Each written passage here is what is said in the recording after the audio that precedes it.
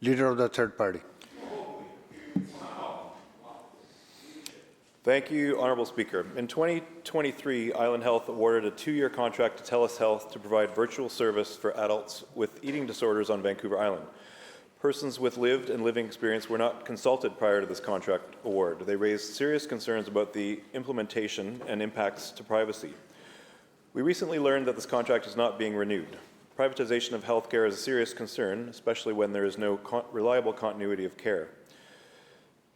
Through you, Honourable Speaker, to the Minister of Children and Family Development, what programs and services are in place to provide care to adults with eating disorders on Southern Vancouver Island now that the Telus Health contract has not been renewed? Minister of Health.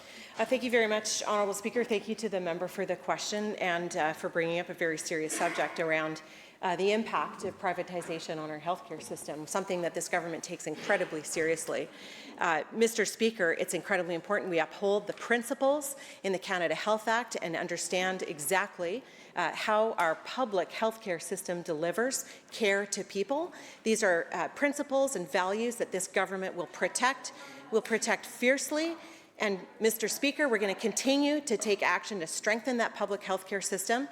We're going to continue to take action on the inappropriate use of privatized healthcare systems. And, Mr. Speaker, one thing this government will never do is something that I know that the opposition has expressed their interest in, and that is bringing in an American-style two-tier public healthcare system into this.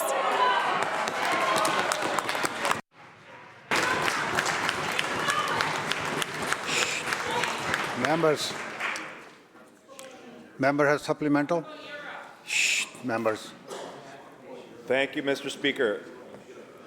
I appreciate that in this country we proudly uphold our commitment to public health care, but in BC the creep towards privatization is happening under our noses and with the public purse. Life Labs, an essential health service, is now owned by Quest Diagnostics, a for-profit American company reporting first quarter earnings of $2.65 billion, a 12% increase over last year.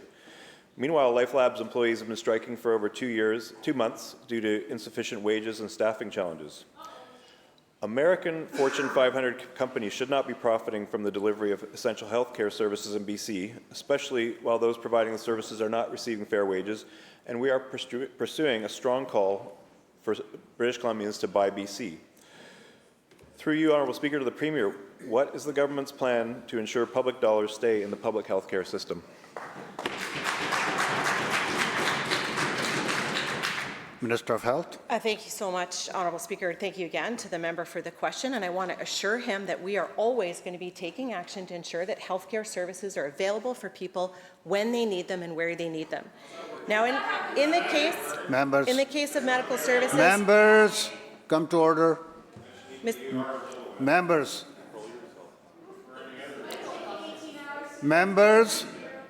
Minister of Health has the floor. Thank you, Mr. Speaker. Life Labs has been providing services to British Columbians for the past 56 years.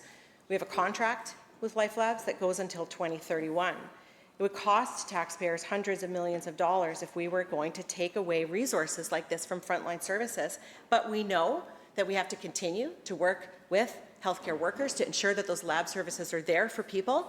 And, Mr. Speaker, it is a federal government responsibility to review sales of this, like when the sale of Life Labs to Quest took place. Mr. Speaker, we're going to continue to ensure that Life Labs is compliant with their contract. We know that quality and accessibility, the cost of lab services is not impacted, but we will continue to do everything that we can to ensure that healthcare is delivered by Canadians here and those people who move to our countries who have done so, Mr. Speaker, from places like the Philippines, from places like the UK, from places like the US, healthcare workers that come here to service the people in British Columbia and help us stay healthy and well. Thank you, Mr. Speaker.